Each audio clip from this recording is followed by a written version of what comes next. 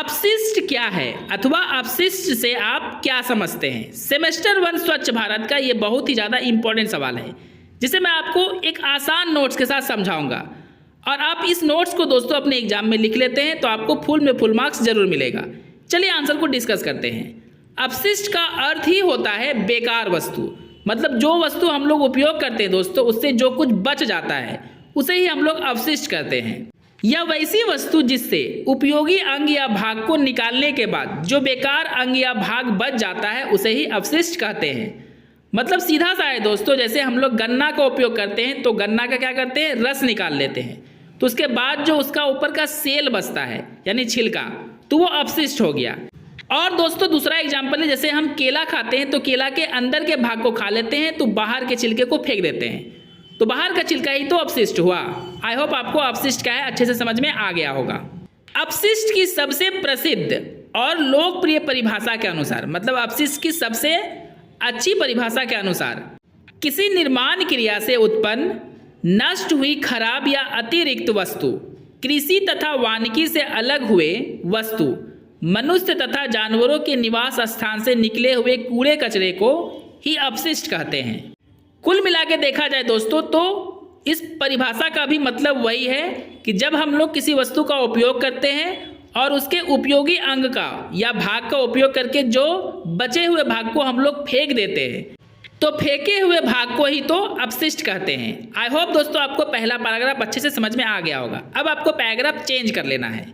इस परिभाषा से यह बात बिल्कुल स्पष्ट हो जाती है कि जब हम किसी वस्तु का उपयोग करते हैं और उस वस्तु के उपयोग के बाद जो भी बचता है, मतलब जो भी अंग या भाग बच जाता है उसे ही अपशिष्ट कहते हैं।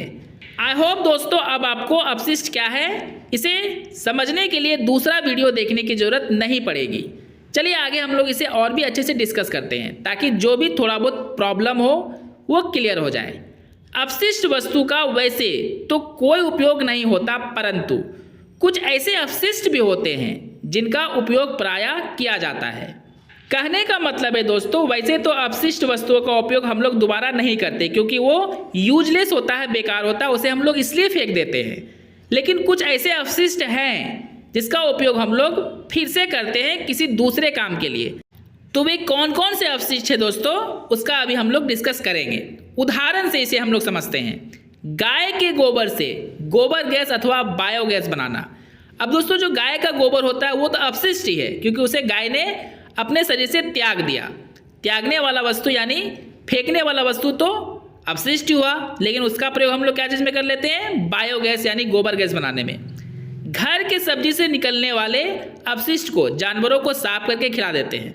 जैसे हम लोगों के घर में सब्जी काटा जाता है या दोस्तों कुछ बनी हुई चीज़ जिसे हम लोग अब यूज नहीं करेंगे उसे फेंकना चाहते हैं लेकिन अपने घर के जानवरों को खिला देते हैं तो हो गई ना अपशिष्ट का फिर से उपयोग।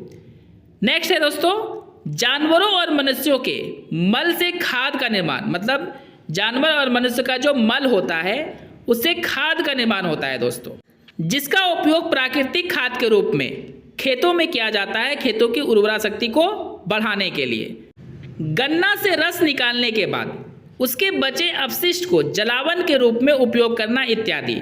मतलब दोस्तों गन्ना से जब हम लोग उसका रस निकाल लेते हैं और ऊपर का जो सेल यानी छिलका बचता है तो उस बचे हुए छिलके को हम लोग क्या करते हैं, सुखा देते हैं और सुखाकर जलाने के लिए उसका उपयोग करते हैं। तो इस प्रकार इन सभी तरह के अपशिष्टों का उपयोग फिर से किया जा सकता है।